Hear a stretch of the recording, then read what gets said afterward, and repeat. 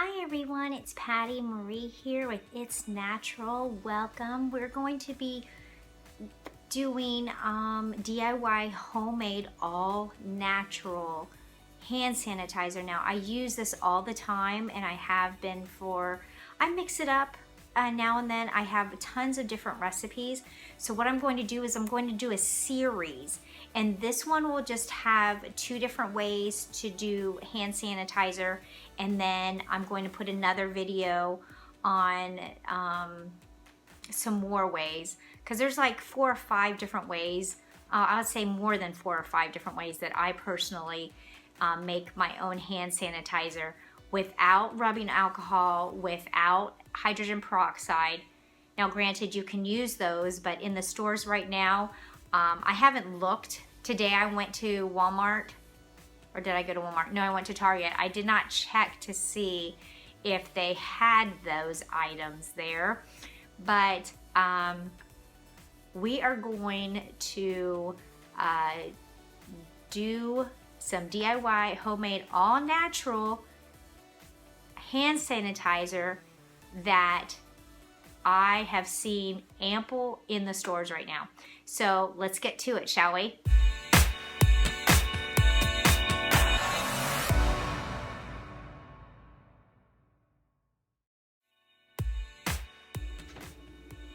Okay, you are going to need some type of spray bottle. If you have an empty spray bottle, you don't need to use a glass spray bottle. I got this at a health food store. You don't need to use a spray bottle, or you can go ahead and use one of these travel lotion containers, the travel size ones. You can use the ones that you could squirt out like so. This is what we're going to be making. All right, so that's what you'll need. And then for the first recipe, guess what? Lemon juice. Now, I had a challenging time finding this. I found this at Dollar General, and it was at the very top of the shelf. And I had to ask somebody, and he actually had to reach all the way back, so you couldn't even see it on the shelf at all. Now, you can use regular lemons and cut them in halves and squeeze them out, or use a juicer and get the juice out of there. Lemon juice alone is an antiviral, antibacterial, very potent. I actually use lemon wedges when I go out in public. Available at, you ask for lemon wedges when you sit down at your table, and I use the lemon wedge and I clean off the table. Lemon juice is so potent. It's amazing. So what we're gonna do is just put it in half and half with water. That's it. That's the first recipe. The second recipe is the one that's in this one, which includes aloe vera juice, the inner gel fillet. I got this at Dollar General. You don't want to use the aloe vera that's for your skin, like when you're when it's summertime. You don't want to use that. That has pure alcohol in it, and that's not even it only has maybe 1% of aloe in it, and it's not good for you. It's just terrible. So make sure you get aloe vera, the inner gel fillet, which is a juice, or you can get the actual gel, or you can actually get a sliver of an aloe leaf in the grocery store. I haven't checked lately to see if there's any available. Walmart, I have seen them there, and I've seen them at Fresh Thyme. Again, all you do is you're gonna put equal parts of these 2 in your container. You don't even have to put water in it, okay? It's really up to you if you wanna add water. I add water to this sometimes because it's not sticky, but it's very smelly of lemons. So if you wanna reduce the smell of lemons, just put a little bit, 2 parts lemon juice, 1 part water. So this is a 3 ounces. This is, I think it's about the same size. No, this is about 2 ounces. So depending upon your container, will determine how much you put in each. So if you don't want to be smelling like lemon juice, go ahead for that. That's the one recipe. Let's say you just have lemon juice and you can't find any aloe vera to put in together.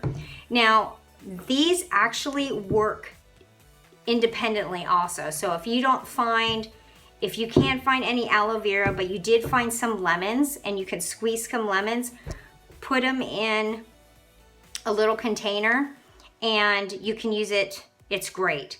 Or if you just find aloe vera, put it in a container and just use it. This is not sticky at all.